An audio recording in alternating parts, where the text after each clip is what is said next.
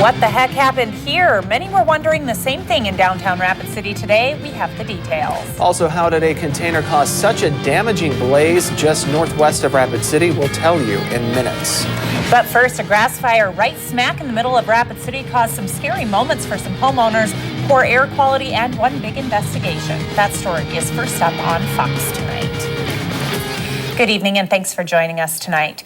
The fire is 100% contained tonight and voluntary evacuations have been lifted, but it was a much different story today at about lunchtime. That's when a fire near Rapid City's M Hill erupted and quickly swept over the steep terrain, making for one rugged fight for firefighters. Black Hills Fox reporter Tessa Thomas was at the command center today and has the latest on the fire tonight. Good evening, Tessa.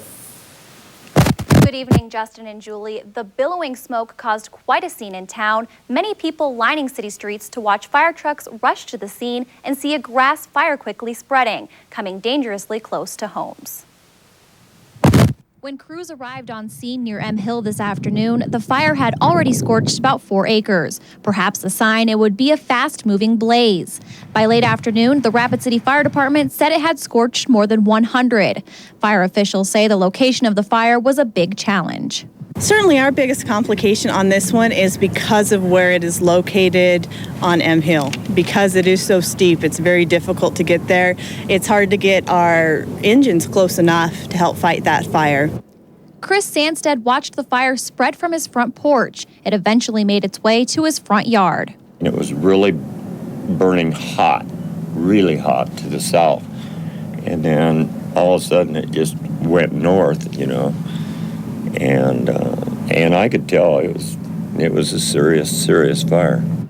And that it was. The blaze caused the voluntary evacuation of some 80 homes. Backup volunteer fire departments were brought in from throughout the hills, and a National Guard helicopter was flown in.